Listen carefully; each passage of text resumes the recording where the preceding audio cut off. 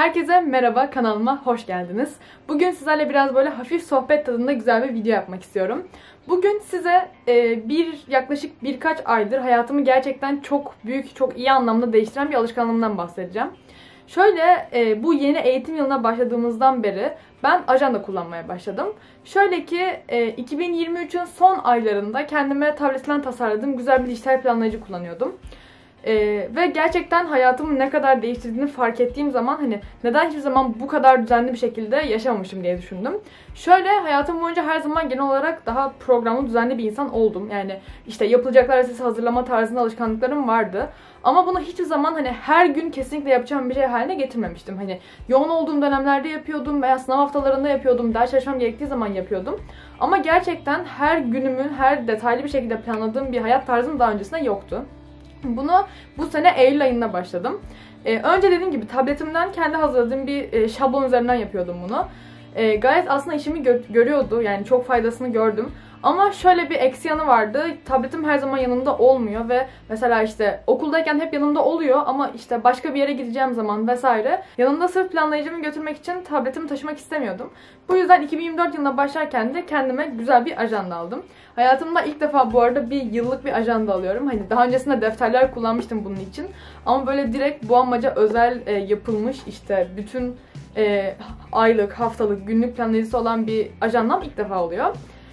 Çok memnun kaldım. Yani daha ilk haftasındayım ama çok memnun kaldığımı söyleyebilirim. Size böyle video yapmak istememin sebebi aslında şuydu. Ben daha öncesinde çok fazla işte ajanda kullanan YouTuber, influencer takip ediyordum. Ama yani hiç her zaman böyle işte çok özeniyordum ve çok faydalı olduğunu düşünüyordum bunun. Ama hiç zaman gerçekten işte bunu bu kadar bir yaşam tarzı haline getirmemiştim. Bu yüzden de eğer sizden de aranızda böyle kişiler varsa gerçekten ne kadar hayatımı değiştirdiğine ve beni ne kadar verimlilik anlamında olumlu etkilediğine tekrar bir somut örneğini vermek istedim. Önce sizlerle biraz yapmak istiyorum.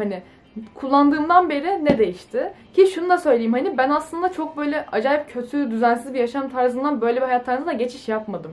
Benim görece yine de planlı, programlı bir hayatım varken daha da bir tık üstüne çıkmanın bile ne kadar farklı yarattığını gördüğüm için sizin eğer hiç böyle bir alışkanlığınız yoksa, gününüzü planlamıyorsanız veya işte hedeflerinizi belirlemiyorsanız bir anda böyle bir alışkanlık edindiğiniz zaman ne kadar fazla şeyin değişebileceğini size söylemek istedim. Öncelikle biraz işte neler kattı bana, biraz bundan bahsedeceğim. Sonrasında da 2024 yılı hala yeni biliyorsunuz. O yüzden biraz geç kalmış olsam da sizlerle yeni yıl hedeflerimden bahsedeceğim. Çünkü ajandamı aldığım zaman ilk sayfalarında hemen öyle bir kısım vardı, yeni yıl hedeflerim diye. Ve onları planladım. Size de belki biraz motivasyon olur, ilham olur diye. Sonrasında da onlar hakkında konuşacağız beraber. Bu arada benim çok basılı ajandalar konusunda bilgim yok ama ben Mat Notebook'un böyle bir ajandasını aldım. İç tasarımını falan gayet beğendim. Dışı da kadife, çok güzel bir rengi var. O yüzden ben gayet memnunum ama öyle çok bu işin ustası olduğumu da söyleyemem. Belki daha güzel, daha farklı modeller de vardır. Şimdi hemen başlayalım. İlk önce bahsetmek istediğim şey motivasyon ve disiplin. Şöyle ben çabuk motive olabilen ve motive olduğu zaman çok fazla iş yapabilen bir insanım. Gerçekten böyle işte mesela bir gün ders çalışmak konusunda motiveysem oturup 10 saat, 12 saat falan ders çalışmışlığımı hatırlarım. Ama mesela motive olmadığım zamanlarda da o çok düşük olur veya yapamam, o gücü, o enerjiyi kendimde bulamam. Böyle bir insandım genel olarak. Ama ne zamandan beri her günümü planlamaya karar verdiysem, işte her gün veya hatta ben sabah değil bir önceki gün akşamından planlıyorum günümü.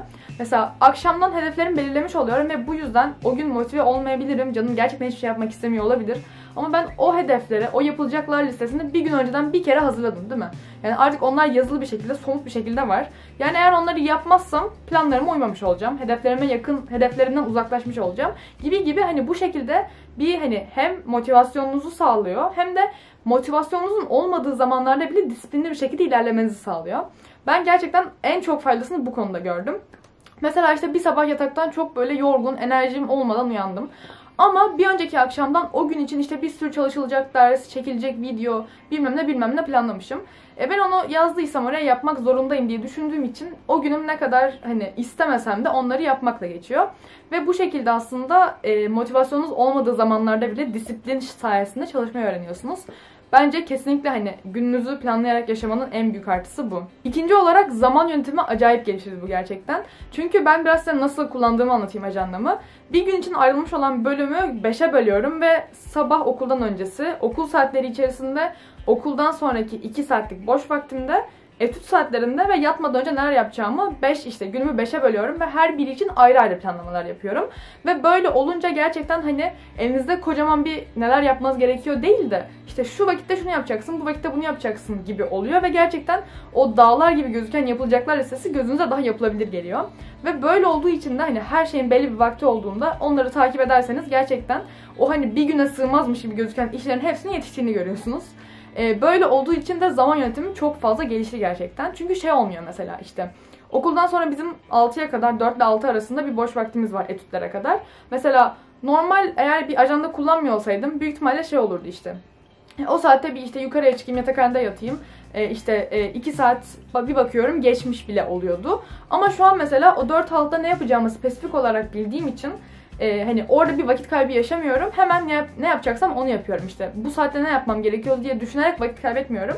Veya işte hani kesin bir hedefim olmadığı için direkt hani tembelliğe başvurmuyorum gibi zaman yönetimi konusunda bana çok yardımcı oluyor. Veya işte ne kadar fazla işim olduğunu görüyorum. Ona göre belki o gün yetişmeyecekse daha erken kalkıyorum, daha geç yatıyorum gibi planlamaları çok daha rahat yapabiliyorum ve bu yüzden hani eskiden şeyden çok yakınırdım yani keşke günler 48 saat olsa ve her şeyi yetiştirebilsek diye. Ama son zamanlarda biraz her şeyi yetiştirmeye başladım. Yani böyle bir günler 36 saat olsa yeter aslında tam. Ama dediğim gibi kısaca zaman yönetimi konusunda planlayıcınız olması da çok yardımcı oluyor. En azından hani mantıklı şey yapabiliyorsunuz. Yani işte gün bu kadar, şu vakitlerim boş, şunları yapabilirim. Eğer yapamıyorsanız da ertesi güne atarsınız. Çok da sorun değil ama en azından o hani hiçbir şey yetiştiremiyorum stresinden sizi kurtarıyor. Son olarak bahsedeceğim şey de benim erteleme ve unutkanlık sorunlarıma gerçekten çok iyi geldi. Çünkü her ne kadar hani böyle daha hayatımı güzel, verimli geçirmeye çalışan biri olsam da gerçekten unutkanlık ve erteleme sorunu beni bitiriyordu.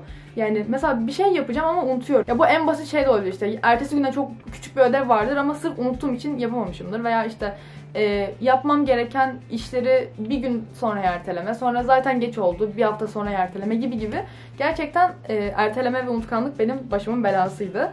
Ama ajanda kullanmaya başladığınız zaman sürekli yapmanız gereken her şey gözünüzün önünde olduğu için doğal olarak unutamıyorsunuz. Ertelemek de istemiyorsunuz çünkü o mesela bir maddeyi yaptığınızda üzerine çizmenin verdiği zevk, o tatmin duygusu sizi işlerinizi yapmaya yöneltiyor. Ve bu sayede de gerçekten hani bu iki sorunuma neredeyse kökten çözüm oldu diyebilirim. Çünkü yani bilmiyorum siz nasıl şey yaparsınız, bu biraz da öz iradenizle alakalı. Ama ben ajandama yazdığım, işte yapılacaklar listesi olarak yazdığım herhangi bir şeyi yapmadığım zaman çok derin vicdan azabı duyuyorum. Hani bir planı kafanızda kurmakla bir kağıda yazmak gerçekten çok farklı. Ve bu yüzden de dediğim gibi hani bu tarz böyle tembelliğe yol açan sorunlarınız varsa bence ajanda kullanmaya kesinlikle başlamalısınız. Farkın ne kadar iyi olacağını göreceksiniz. Ya bu arada şöyle bir gerçeklik de var. Şimdi ben daha öncesinde dijital ajanda kullanıyordum. Ona herhangi bir para harcamamıştım. Ama elimde gördüğünüz basılı ajandayı aldığımdan beri bir noktada şey de oluyor hani kendiniz için bir yatırım yapmış oluyorsunuz ve o yatırımın karşılığını vermek için daha da efor sarf ediyorsunuz. Bu yüzden bence hani önce bir şeyle başlayın. Deneyebilirsiniz mesela her gün bir kağıda yazmakla başlayabilirsiniz ama sonrasında bir ajandaya geçmek, böyle daha planlı bir şeye geçmek size hani o ben buna işte bir yatırım yaptım, karşılığını almam lazım duygusunu aşılacağı için gerçek bir ajanda kullanmanın bence bu açıdan da bir motive edici etkisi olduğunu düşünüyorum. Bu şekilde bence ajanda kullanmanın faydaları. Biraz da bu kısımdan konuşalım. Yıllık hedeflerimden. Ya ben bu hani yeni yıla girdiğinde hayatını değiştirme kararının tamamen bir algı olduğunun farkındayım. Ama sonuç olarak işe yarıyor. Gerçekten hani bir şeyleri değiştirmeniz için size bir motivasyon oluyor. Bu yüzden hani yeni yıla hedefler koymak konusunda ben çok faydalı buluyorum bunu. Şey diye düşünüyor olabilirsiniz işte sadece hani yıl değişti, neden hayatımızı değiştirelim ki diye düşünüyor olabilirsiniz.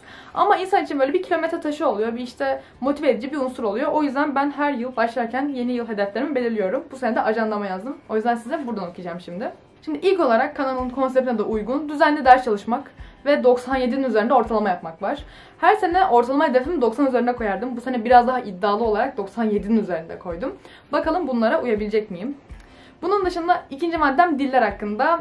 İtalyanca'da B2 seviyesine ulaşmak. Şöyle, ben okulda İtalyanca görüyorum. Haftada 2 ders sadece, çok fazla değil. Ama bir yandan da haftada 2 gün İtalyanca kursuna başladım. Yaklaşık bir ay, 2 ay falan oldu. Şu anda A2.1 seviyesine atladım. A2.2'ye geçiyorum. Yani B2 aslında önümde bayağı bir yol var ama kendim de çalışarak bunu halletmeyi düşünüyorum. Yine dillerden devam edecek olursak IELTS sınavından, yani İngilizce yeterlilik sınavından 7,5 üzeri almayı planlıyorum. Bu sınava tam yaklaşık 1 ay sonra gireceğim. Yani önümde çalışmak için bolca zaman var. Bol bol çalışıp doğru kaynakları kullanıp gerçekten İngilizceden İngilizce yeterliliğimi kanıtlamak istiyorum. Onun dışında yine yurt dışı ile ilgili SAT sınavı var. SAT'den de 1500'ün üzerinde almak istiyorum. Yani bunlar yurt dışı eğitimle ilgili girmem gereken sınavlar hep ve bu yüzden hani bunlardan yüksek almak benim başvurularımı da önemli oranda etkileyeceği için yılın hedeflerinde ilk sıralardalar. Onun dışında güzel yaz okullarına katılmak var. Geçen sene Chicago Üniversitesi'nin bir yaz okuluna katılmıştım. Bu sene de yine aynı güzellikte bir şeyler bekliyorum bakalım. Sonrasında biraz daha kültüre geçiyoruz. Bunlar çok böyle akademik hedeflerdi. Kültür olarak bu yıl toplam 52 kitap okumayı ve 52 tane film izlemeyi planlıyorum. Yani gerçekten her yıl koyduğum gibi kendime bir hedef olarak her hafta bir kitap, bir film istiyorum. Buna hiçbir zaman uyamadım ama bu sene çok daha motiveyim. Okuyacağım kitapları da belirledim. İzleyeceğim filmleri belirlemedim ama kendime bir listem vardı zaten. Onlardan 52 tanesini okuyup izleyeceğim. Senenin sonunda görüşürüz. Gerçekten 52 tanesini yaparsam hepsinden size bir böyle bu yıl okuduğum tüm kitaplar ve izlediğim tüm filmler diye video çekeyim. Sonrasında her akşam günlük tutmak var. Buna şu an 2024'ün ilk haftasında çok güzel uyuyorum. Gerçekten her akşam günlük tuttum. Ve çok uzun zamandır böyle düzenli yazı yazmadığım için bana çok iyi geldi. Ve bir yandan da hani böyle lise yıllarımı kayıt altına almak açısından bence çok güzel. Yıllar sonra dönüp okurum. Zaten günlük olarak da bunun arkasında, bu ajandanın arkasında böyle boş sayfalar var. O boş sayfaları kullanıyorum. Yani her şey elimin altında oluyor, güzel oluyor. Ve gerçekten istediğiniz zaman vakit ayırabiliyormuşsunuz. Ben onu fark ettim. Sonrasında podcast dinlemeye başla var. Ya ben podcast dinlemeyi çok seviyorum aslında. Hani gerçekten çok zevk alarak yaptığım bir şey. Ama hiçbir zaman buna böyle düzenlilik katmamışım hayatımda. Ama bir yere giderken, işte kursa giderken, okuldan çıkmışım bir yere yürüyorum falan. Müzik dinlemek yerine, ya tabii müzik de dinliyorum o ayrı ama podcast dinlemeye başladım bir haftadır. Bence insanın genel kültürünü arttırması konusunda bayağı faydalı şeyler. Hiç olmazsa böyle biri sizinle konuşuyor gibi oluyor ve gerçekten eğlenceli bence. Çok önemli maddelerden biri daha az ekran süresi. Çünkü gerçekten Instagram vesaire insanın hayatından çok fazla vakit yiyor ve vaktin ne kadar değerli olduğuna ajanda kullanmaya başladığınızda anlayacaksınız ve her şeyi yetiştirmek için çok fazla vakte ihtiyacınız var. Ve Instagram'a işte 5 dakika diye bakayım, 5 dakika bakayım diye giriyorsunuz. Böyle saatlerce dolaşıyorsunuz falan. O yüzden ekran süremizi azaltmak bence 2024 hedeflerinde çok önemli. Cilt bakımı var. Cildimi düzeltmek istiyorum. Zaten cildim son zamanlarda düzgün ama dönemsel böyle sorunlarım oluyor. Tamamen cilt bakımıyla güzel bir cilt istiyorum. Sonrasında baya böyle kendimle gurur duyacağımı düşündüğüm bir hedefim var. Yarım maraton koşmak istiyorum. Yarım maraton yaklaşık 21 kilometrelik bir şeye tekabül ediyor uzunluğa. Ben yazın başından beri koşu sporuyla ilgileniyorum. Yani ciddi anlamda böyle bu konuda gelişmek istiyorum. Şu anda çıkabildiğim en yüksek kilometre 5 kilometre ama zaten bunu 18 yaşıma bastığım zaman yapmak istiyorum. Yani bu senenin Ekim ayında o yarım maratonu koşabilmek istiyorum. O yüzden önümde hala çok uzun bir süre var. Yani düzenli antrenman ve düzenli bir hayat düzeniyle bunu da sağlayabileceğimi umut ediyorum. Ama yani eğer gerçekten yapabilirsem 18 yaşıma geldiğim zaman 21 kilometrelik bir yarım maraton koşabiliyor olursam kendime çok gurur duyarım. Spordan devam edecek olursak yoga. Yogaya çok uzun zamandır ara verdim ve tekrar geri dönüyorum. Bu hafta yaptım 2 kere. Yani biraz ağır geldi tekrar başladığım için ama yogayı da tekrar hayatıma sokmak istiyorum. Çünkü hem fiziksel olarak hem de mental olarak bana çok iyi gelen bir şeydi. Sonrasında sağlıklı beslenme ve sağlıklı bir uyku düzeni var. Bu gerçekten hayat kalitenizi çok etkiliyor. Bu yüzden bunları da yazdım buraya. Daha az kahve tüketmek var. Çünkü sınav haftalarında kahvenin dozunu aşırı kaçırabiliyorum. Ve yani geçen sene kahveden kalp çarpıntısı yaşayacak kadar fazla kahve içiyordum. Onun dışında İstanbul'da gezecek yeni yerler keşfetmek. Çünkü gerçekten son zamanlarda fark ediyorum. Özellikle de hani merkezi bir yerde yaşadığım için Beyoğlu'nda, okulun Beyoğlu'nda olduğu için sürekli sadece o çevrede geziyorum veya en fazla Kadıköy'e gidiyorum. Ama İstanbul'da gezilecek çok fazla yer var ve İstanbul'da hani yaşayacak çok da uzun yıllarım kalmadı. Yani özellikle okumaya yurt dışına gidersem. O yüzden buradaki kalan vakitlerimi böyle her yeri görerek, İstanbul'un altının üstüne getirerek yaşamak istiyorum. Bunun dışında self date'ler yapmak var. Kendime daha fazla vakit ayırmak, kendimle baş başa kalmak. Mesela geçen bu hafta tek başıma gittim, bir kafeye gittim, orada kitap okudum, işte birkaç işim vardı, onları hallettim falan. Çok iyi geldi. Bunu her hafta düzenli olarak yapmayı planlıyorum. Sonra YouTube'da ve Instagram'da daha fazla aktif olmayı planlıyorum. Özellikle Reels'lar atmayı düşünüyorum. Ve YouTube için takipçi hedefim, yani yılın sonunda 350.000. Instagram için de burada 60.000 yazmışım ama şu an 20.000 olduğumu düşünürsek biraz zor gibi geliyor. Yine de belki aktif olursam bir anda daha hızlı bir artış yakalarım ve belli olmaz.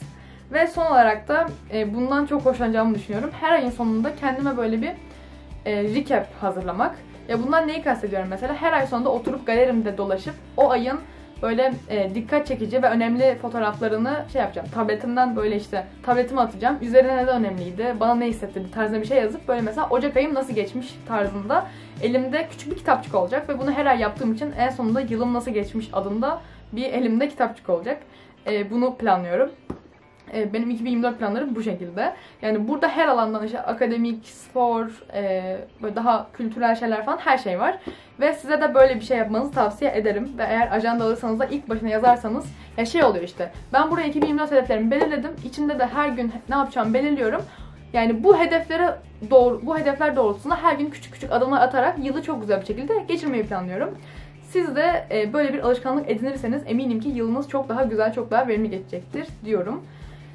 Bugün bu kadardı konuşmak istediğim şeyler. Bu video gerçekten tam olarak bir videosudur. Eğer hayatınızı düzene sokmaya çalışıyorsanız, ajanda kullanmak istiyorsanız ve bunu sürekli erteliyorsanız, yani benim gibi çok uzun bir süre yaptığım gibi, gerçekten o adımı atın ve alışkanlık haline getirin bunu. Çünkü eminim ki hayatınızı çok iyi anlamda çok değiştirecektir. Bugün bundan bahsetmek istedim. Umarım 2024 yılınız çok iyi geçer. Yani umarım ilk haftası çok güzel geçmiştir ve geri kalan 51 haftası da aynı güzellikte geçer. Diyorum ve kendinize iyi bakın. Hedeflerinizi belirlemeyi unutmayın. Çok güzel bir yıl geçirin diyorum ve eğer videomu beğendiyseniz beğen butonuna basabilirsiniz. Kanalıma abone olabilirsiniz ve beni Instagram'dan takip edebilirsiniz. Bir sonraki videoya kadar görüşmek üzere. Hoşça kalın.